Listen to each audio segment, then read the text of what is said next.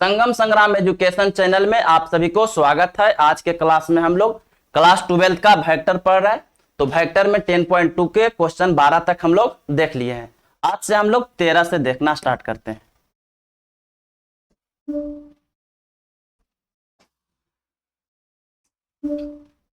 दो गो बिंदु है, एक बिंदु ए है और एक बिंदु बी है, जिसका नियामक दिया हुआ है। तो नियामक कितना है?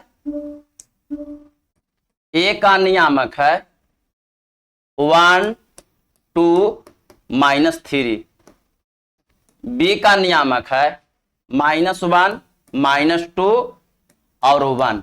तो हम लोग ए से बी की तरफ मिला रहा है। देख लीजिए, कह रहा है ए से बी की तरफ डिस्ट सदिश की दिक् कोसाइन ज्ञात कीजिए।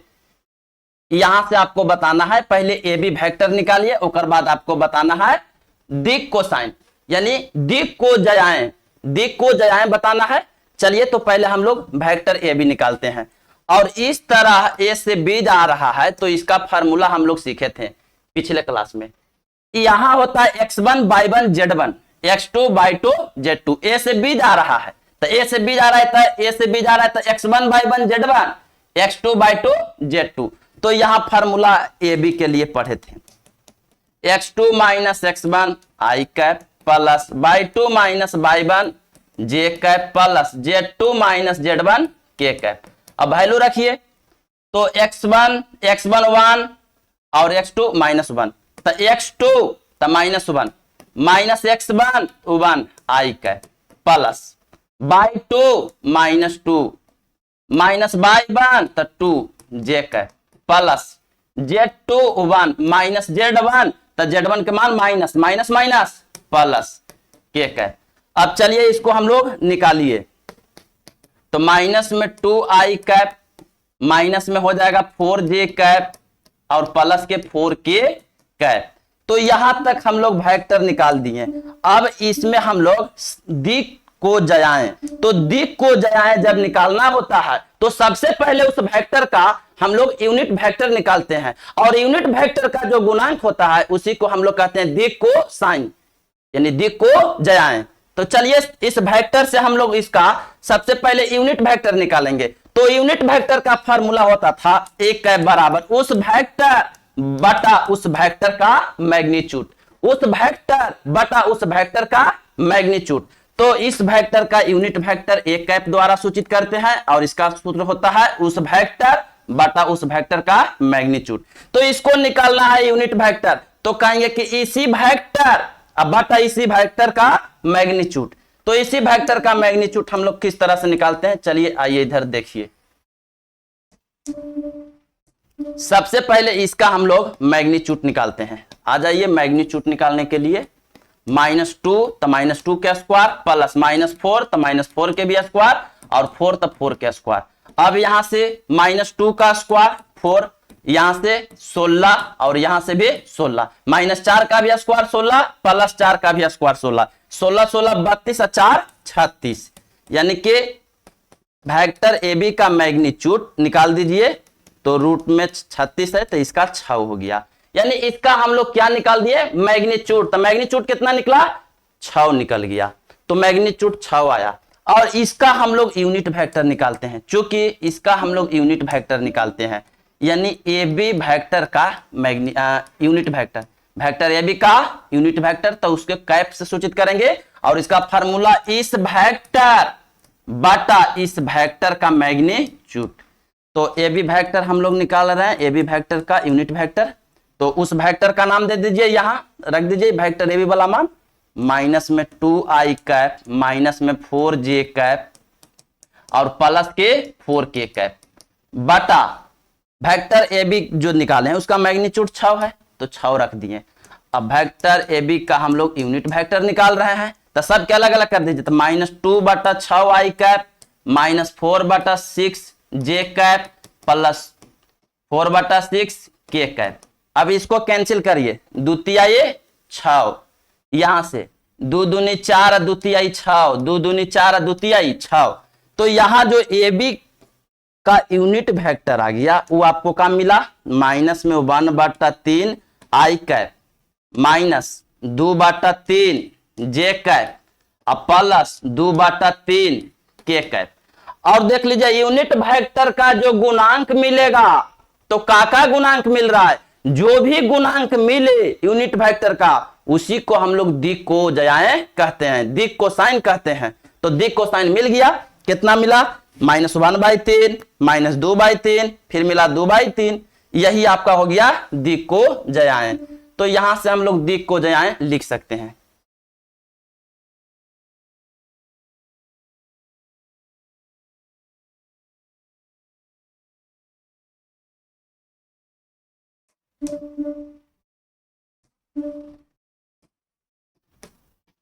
दिक् कोजाएं या दिक् कोसाइन का मिला -1/3, फिर उसके बाद मिला माइनस में 2/3 और फिर मिला 2/3। यही आपका फाइनल रिजल्ट मिल गया, यही आपका आंसर हो गया। तो कुछ नहीं करना था, यहां से ए से बी की तरफ आपको एक सदिश निकालना था और उस सदिश के यूनिट वेक्टर निकाल के उसका गुणांक को दिखा देना था कि उसका जो भी गुणांक है वही दिक् कोसाइन है, वही दिक् कोजाएं है। तो दिक् कोजाएं -1/3 -2/3 और 2/3। इस सवाल आपका ऑब्जेक्टिव क्वेश्चन समझ के चलिए, 2 नंबर में सवाल आता है इस तरह का, तो मान के चलिए कि आपका ऑब्जेक्टिव सवाल है। नेक्स्ट क्वेश्चन, जैसे ही क्लास में वेक्टर खत्म होगा वैसे ही हम लोग ऑब्जेक्टिव देखेंगे, हर एक टाइप का ऑब्जेक्टिव देखेंगे, टोटल ऑब्जेक्टिव आपको मिलने वाला है। हर एक क्वेश्चन हर एक टाइप का रहेगा, एग्जाम का एक भी क्वेश्चन नहीं छूटेगा, टोटल क्वेश्चन आपको बन जाएगा। नेक्स्ट क्वेश्चन,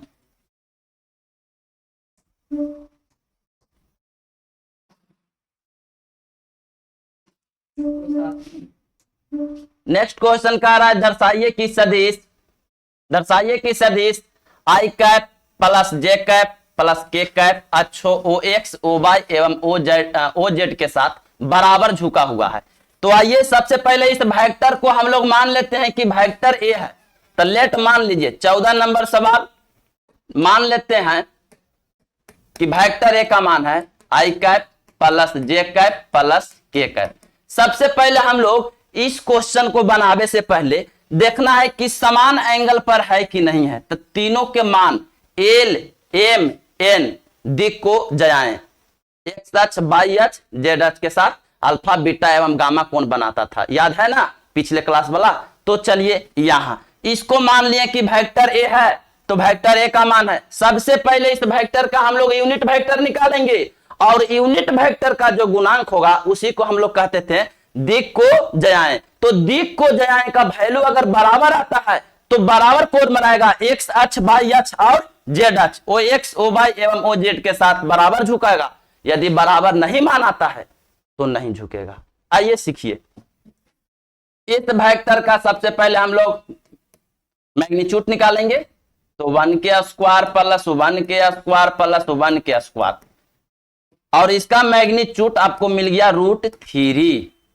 तो यूनिट वेक्टर के फार्मूला उस वेक्टर बटा उस वेक्टर का मैग्नीट्यूड।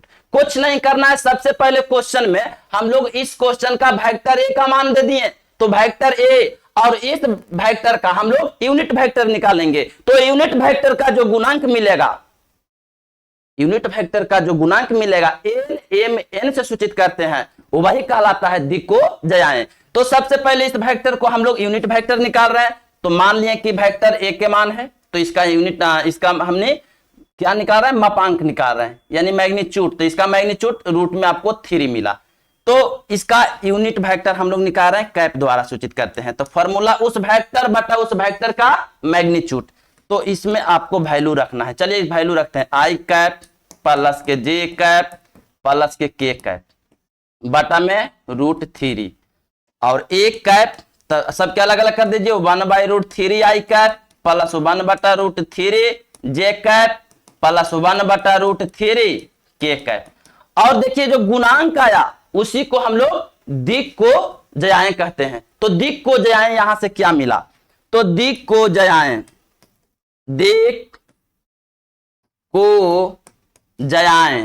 तो दिक् कोजाएं क्या मिला, 1/√3 मिला, 1/√3 मिला, 1/√3 मिल गया। यानी सब वैल्यू समान मिला।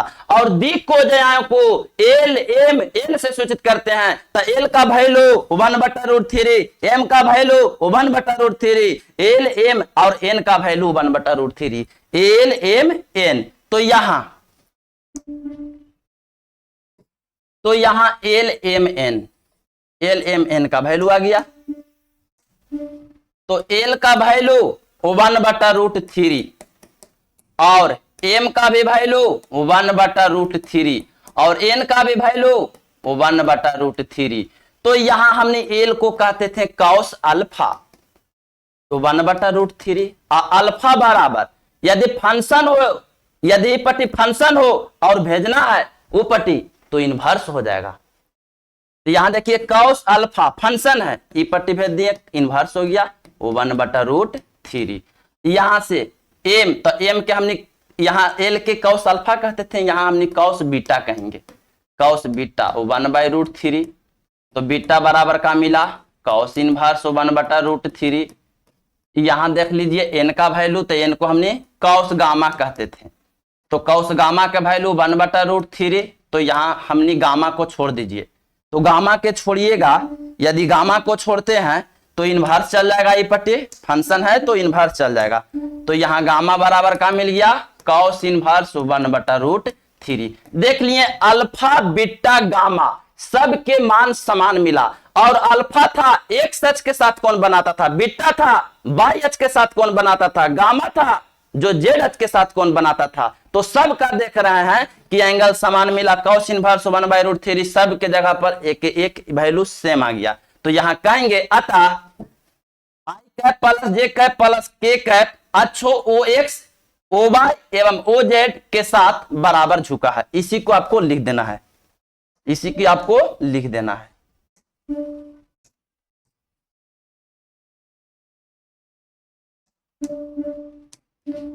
अतः वेक्टर आई कैप प्लस जे कैप प्लस के कैप अक्षो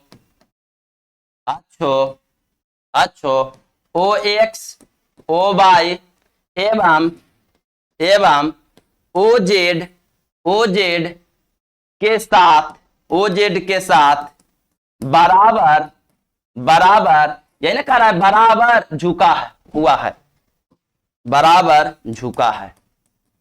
यही आपको दिखाना था, यही आपको दिखाना था, यानी दर्शाना था कि जो एंगल है alpha beta gamma, alpha x अक्ष के साथ रहता है, बीटा वाई अक्ष के या गामा जेड अक्ष के साथ, सबका सब एंगल समान आएगा। तो यहां हम लोग देख लिए कि सबका जो एंगल है समान आ गया। यहां देख लीजिए आगे के क्वेश्चन में कह रहा है, देखिए आ गया, हम लोग सीखे थे सेक्शन फार्मूला को साबित किए थे, तो सेक्शन फार्मूला वाला भी यहां क्वेश्चन आ गया। देखिए सवाल नंबर आपका 15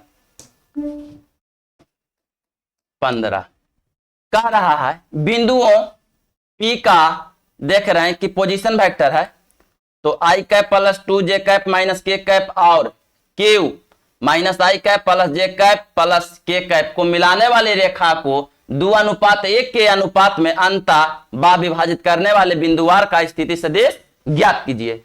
तो चलिए हम लोग इसको समझते हैं कैसे, एक्स अक्ष और वाई अक्ष और जेड अक्ष लेकर के समझते हैं। ये आपका एक्स अक्ष है, ये आपका वाई अक्ष है, ये आपका जेड अक्ष है।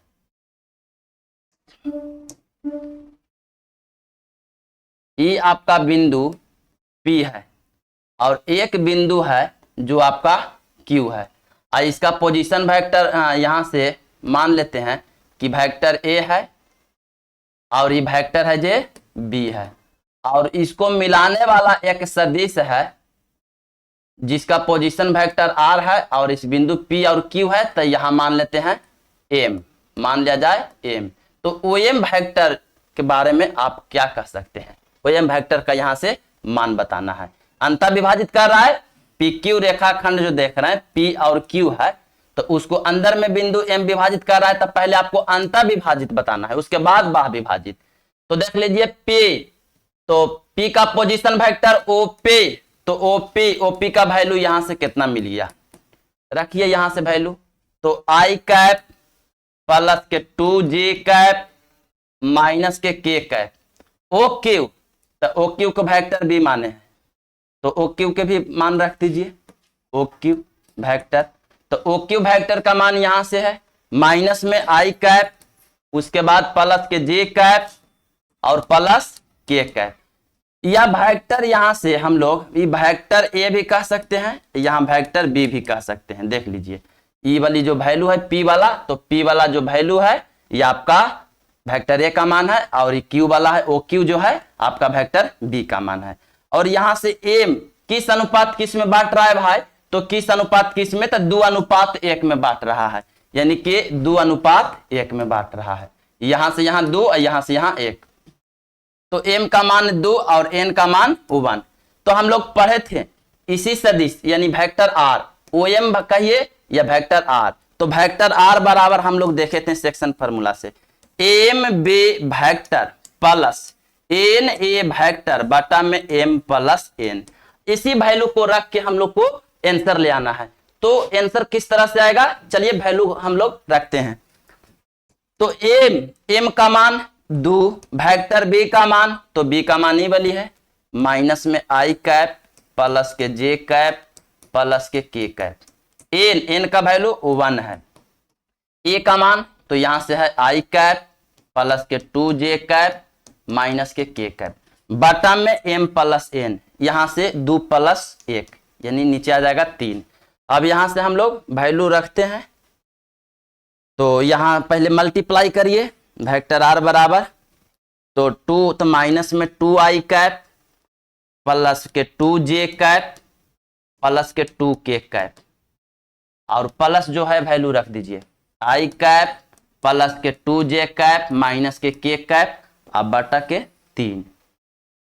तो यहां वेक्टर r बराबर क्या मिल रहा है, minus 2i cap plus i cap, तो माइनस में i cap 2 j cap 2 j cap, तो 4j cap 2k cap minus में k कैप, तो प्लस के k कैप अब बटा के 3। यही आपका आंसर हो गया। यही अंतर विभाजन था।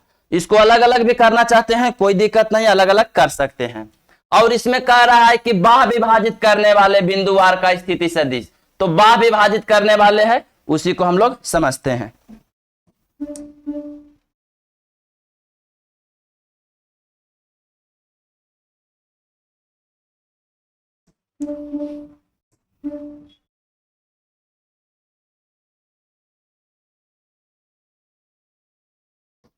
एक्स बाई जेड, तो मान लिया जाए कि बिंदु P है, E है और एक बिंदु Q है, तो Q को यहां मान लिया जाए, Q को यहां मान लिया जाए। यहां मान लेते हैं कि वेक्टर A है,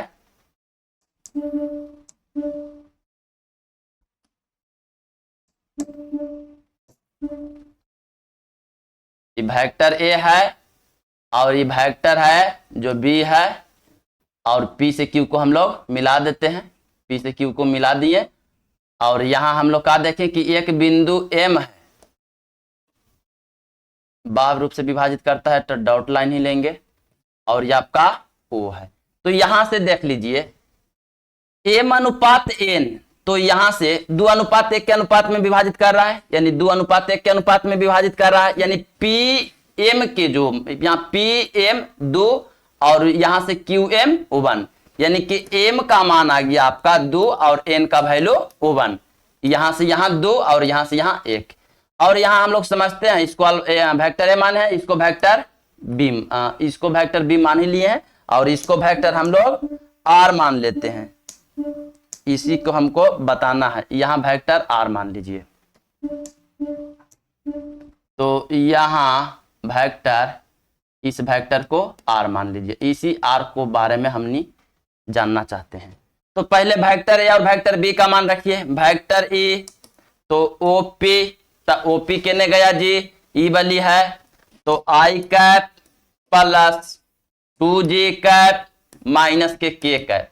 चलिए वेक्टर B है OQ, तो वेक्टर B का मान का मिला जी, तो यहां से माइनस I कैप प्लस के J कैप प्लस के K कैप। इसको OP वेक्टर भी हम लोग कह सकते हैं और इसको हम लोग ओ क्यू वेक्टर भी कह सकते हैं या वेक्टर भी कह सकते हैं। अब हम लोग देख लीजिए बा विभाजन का एक फार्मूला पढ़ते हैं, वेक्टर आर बराबर M vector B minus N vector A बटम में एम माइनस एन। वैल्यू रखिए, एम का वैल्यू 2 गुना वेक्टर बी का मान, तो यहां से माइनस आई कैप प्लस के जे कैप और प्लस के कैप माइनस एन के वैल्यू 1 और यहां से वेक्टर ए तो आई कैप प्लस के 2 जे कैप माइनस के कैप बटम में एम माइनस एन तो 2 माइनस 1 तब वेक्टर आर बराबर तो माइनस के 2 आई कैप 2 से मल्टीप्लाई करिए तो 2 यहां करेगा 2 जे कैप प्लस के 2 कैप माइनस के आई कैप माइनस के 2 जे कैप और प्लस के कैप बटा में कितना 2 में से 1 लिखिए या ना लिखिए तो वेक्टर आर बराबर तो माइनस के 2 आई कैप और आई कैप तो माइनस के 3 आई कैप प्लस के 2 जे कैप माइनस के 2 जे कैप कैंसिल हो गया 2 के कैप 2 एगो के कैप तो प्लस के 3 के कैप। यही आपका बाह विभाजन का आंसर हो गया। तो फार्मूला पर ही मैथ है, हम लोग देखें अंतर विभाजन तब प्लस वाला अंतर विभाजन माइनस वाला बाह विभाजन M B vector plus N A vector बटा एम प्लस एन तब प्लस अंतर विभाजन माइनस तब बाह विभाजन, इसी पर आपका मैथ था। सवाल नंबर 16 देखिए।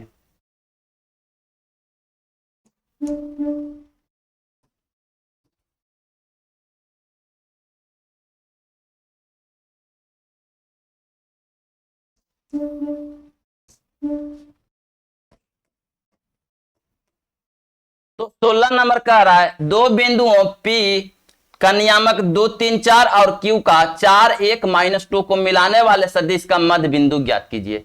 मिलाने वाला सदिश का मध्य बिंदु बताना है। आइए यहां हम लोग मध्य बिंदु का फार्मूला भी देखे थे कि vector B plus vector A बटा में 2। यहां मान लिया जाए कि एक बिंदु है जो P है और P का जो नियामक है 2 3 4 है और एक बिंदु है जेकरा नियामक है 4 1 माइनस 2 4 1 माइनस 2 4 1 माइनस 2 और यहां हम लोग मिला देते हैं तो मिला दिए और इसको बिंदु PQ के अंदर बिंदु कोई स्थित है जिसको मान लेते हैं कि M है तो कहेंगे कि PQ का मध्य बिंदु M है तब मध्य बिंदु सूत्र बताना है। या मान लिया जाए कि OP वेक्टर है कोई दिक्कत ना है या वेक्टर B भी मान सकते, इसको वेक्टर A मान लीजिए इसको वेक्टर B मान लीजिए और ये वेक्टर है जे R है। तो यहां से हम लोग देखेंगे सबसे पहले आपको OP बराबर या वेक्टर A बराबर तो यहां से इसका हम लोग पोजीशन वेक्टर निकालेंगे तो एक क्रम में आई कैप एक जोड़ दीजिए जे कैप और प्लस 4 के कैप यानी ओ क्यू वेक्टर या वेक्टर हम लोग बी कह रहे हैं तो वेक्टर बी इसका निकाल दीजिए तो 4 आई कैप प्लस के जे कैप माइनस के 2 के कैप। हम लोग पोजीशन वेक्टर निकालने के लिए सीखे थे ऑब्जेक्टिव क्वेश्चन जैसे 2 3 4 का पोजीशन वेक्टर तो एकरा में आई कैप एकरा में जे कैप एकरा में के कैप गुना करके जोड़ के लिख देते हैं। यही चीज है कि 2 एकरा में आई कैप 3 तो जे कैप 4 तो के कैप सबके जोड़ दिए। यहां देख लीजिए 4 तो आई कैप 1 तो जे कैप माइनस 2 तो के कैप जोड़ दिए सबके। अब यहां से हम लोग सीखे हैं यही आर बताना है वेक्टर आर तो वेक्टर आर के फार्मूला ही हम लोग पढ़े vector B plus vector A बटा में 2 तो वेक्टर आर बराबर वेक्टर बी का वैल्यू ही है 4 आई कैप प्लस के जे कैप माइनस के 2 के कैप वेक्टर ए का मान ऊपर वाला रख दीजिए 2 आई कैप प्लस के 3 जे कैप प्लस के 4 के कैप अब बटा में 2 रख दीजिए। वेक्टर आर बराबर वैल्यू रखिए 4 आई कैप 2 आई कैप तो 6 आई कैप जे कैप 3 जे कैप तब 4 जे कैप माइनस 2 के प्लस 4 के तो यहां से 2 के कैप अब बटा के 2 कॉमन कर सकते हैं ऊपर तो 2 कॉमन करें तो 2 तिहाई 6 2 दूनी के 4 2 एकम 2 बटा के यहाँ 2 मिला इसे ही कैंसिल कर दीजिए तो वेक्टर आर का जो वैल्यू आया 3i कैप प्लस के 2j कैप प्लस के k कैप, यही आपका वेक्टर r निकल गया यहां से। यानी हम लिखेंगे कि यहां से हम लोग जान रहे हैं कि चूंकि यहां लिख भी सकते हैं कि PQ का मध्य बिंदु M है, PQ का मध्य बिंदु M है। इस एक बाद ई लिखला के बाद यहां से चलेंगे, यहां से आपको कंटिन्यू चलना है, यहां से आपको कंटिन्यू चलना है, यही आपका रिजल्ट आ गया। तो आइए 17 नंबर सवाल को हम लोग समझते हैं। 17 के बाद 18 19 ऑब्जेक्टिव ही है।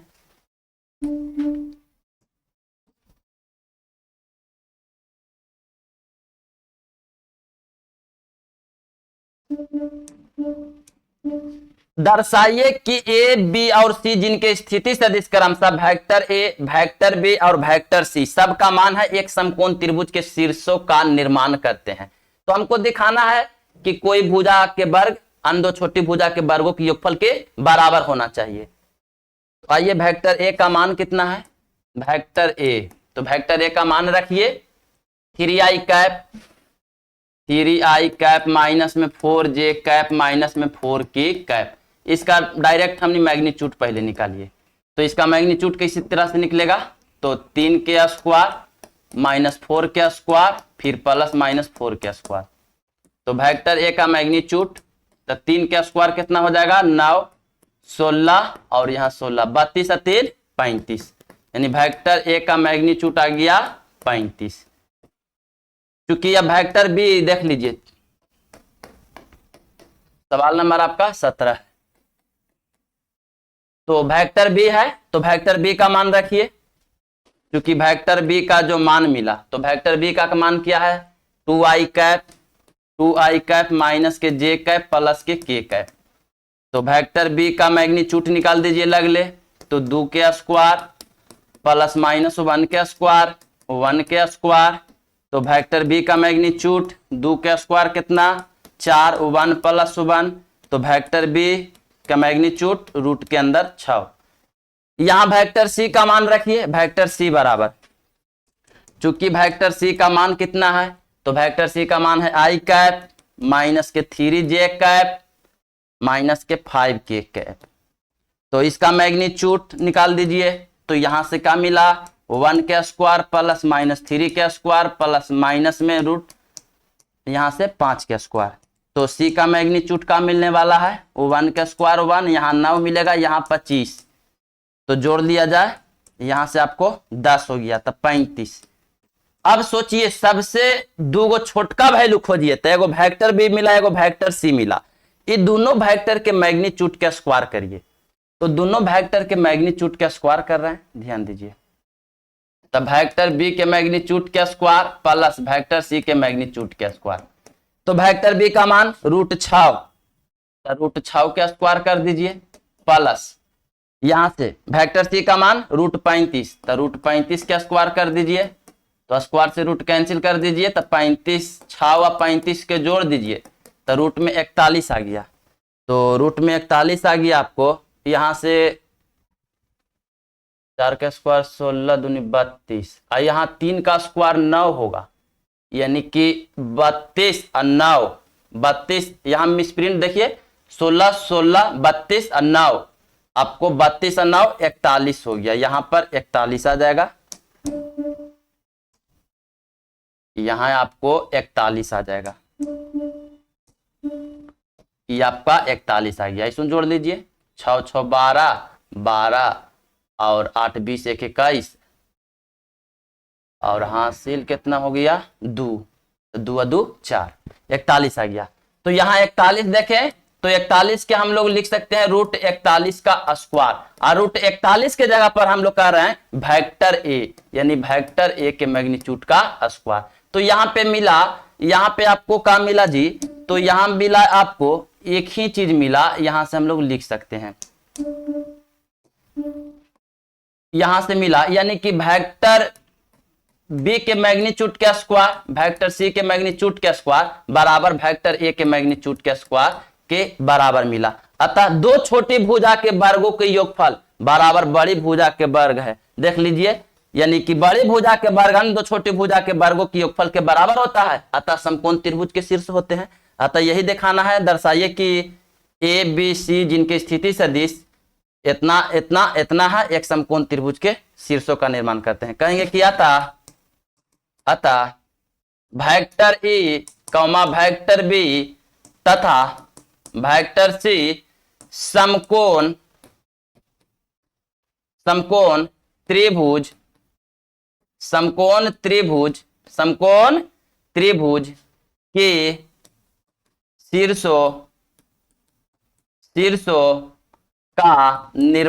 के शीर्षों का निर्माण करते हैं, यही यानी कि वेक्टर ए का जो स्थिति सदिश वेक्टर ए है और वेक्टर बी का स्थिति सदिश वेक्टर बी है और वेक्टर सी का स्थिति सदिश वेक्टर सी है, एक समकोण त्रिभुज के शीर्षों का निर्माण करते हैं। यही आपको लिखना है। तो कुछ नहीं, इस तरह के आपको यहां से आपको मैग्नीट्यूड निकालना था सबके। देखेंगे कि सबसे बड़का कौन है, तो 41 को छोड़ दीजिए, छोटकन के दोनों के धर लीजिए, दोनों के धर के बर कर दिए और बड़का के बराबर आ गया। आता कहें कि वेक्टर ए वेक्टर बी तथा वेक्टर सी समकोण त्रिभुज के शीर्षों का निर्माण करते हैं।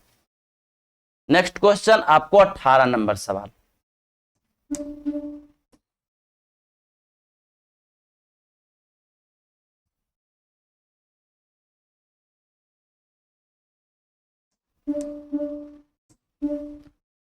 अठारह नंबर सवाल में फोटो है,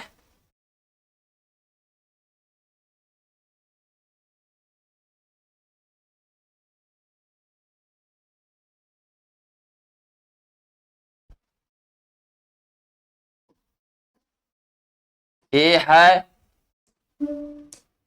ई बी है और ये जो है सी है। तो इसको हम लोग कैसे देखे थे कि त्रिभुज की कोई दो भुजा से निर्मित वेक्टर का योग विपरीत दिशा में तीसरी भुजा से निर्मित वेक्टर के बराबर होता है। यानी कि vector A B plus vector B C बराबर हम लोग का लिखते थे वेक्टर ए सी। इसी तरह से तो vector A B plus vector B C और इधर लेके चलाइए तो माइनस में ए सी वेक्टर बराबर 0, यानी 0 वेक्टर। अब आ जाइए, क्या कहता है क्वेश्चन, त्रिभुज एबीसी आकृतिक 10.18 के लिए निम्नलिखित में कौन सा कथन सत्य नहीं है, यानी सत्य नहीं है। तो चेक करना है कि कौन सत्य नहीं है। आंसर सी दे रहा है, लेकिन कब दे रहा है समझिए, समझा देते हैं। सत्य नहीं है तो यहां देखिए ये कथन तो सत्य है, यानी कि यहां से यानी कि सी ए, तो यहां से क्या करेंगे, इसको vector A B plus vector B C और माइनस के जैसे चेंज करेंगे तो माइनस प्लस तो सी ए बराबर में 0 वेक्टर।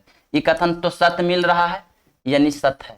उसके बाद माइनस में ए सी वेक्टर बराबर 0 वेक्टर, देख लीजिए माइनस में ए सी वेक्टर बराबर 0 वेक्टर।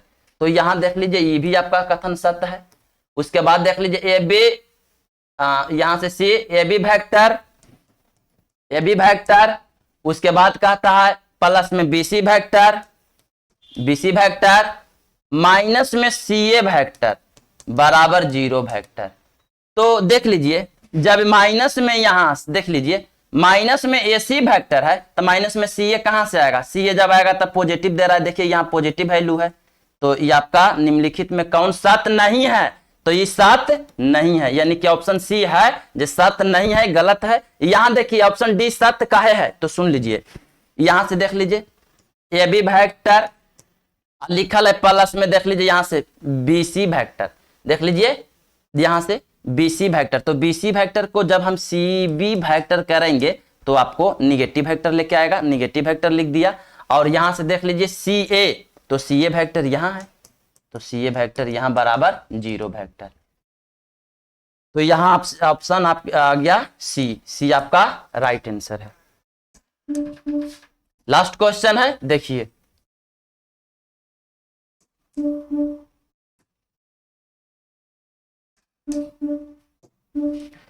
यदि ए और बी दो संरेख सदिश है तो निम्नलिखित में से कौन सा कथन सही नहीं है, यानी सही नहीं है, गलत खोजना है कि कौन गलत लिखल है। ऑप्शन ए आ रहा है आपका 19 नंबर सवाल है।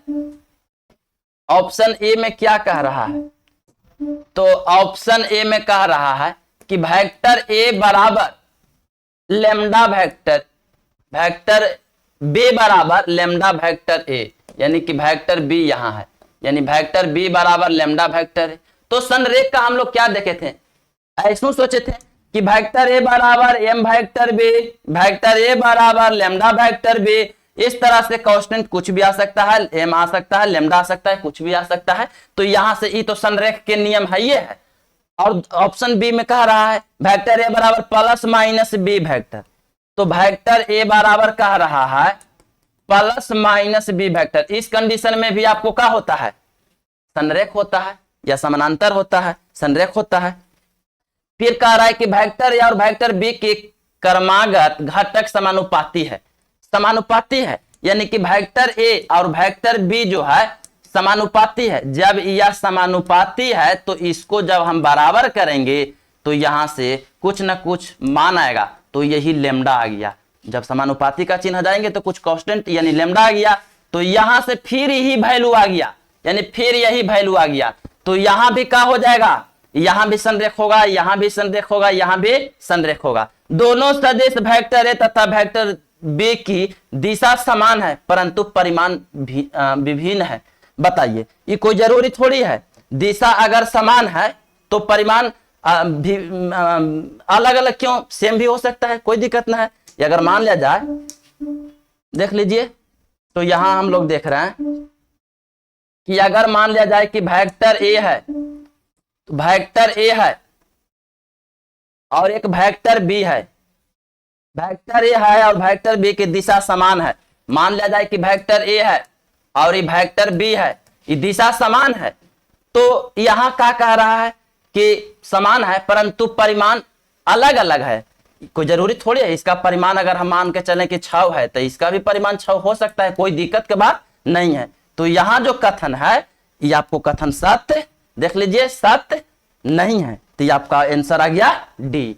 कोई जरूरी नहीं है, मैग्नीट्यूड समान हो सकता है, कोई दिक्कत की बात नहीं है। तो ठीक है, आपका 10 पॉइंट कंप्लीट हो गया। मिलते हैं नेक्स्ट क्लास में, ऑब्जेक्टिव ही होगा, आपको टेंशन नहीं लेना है। यदि वीडियो पसंद आया हो तो लाइक शेयर सब्सक्राइब करना न भूलें।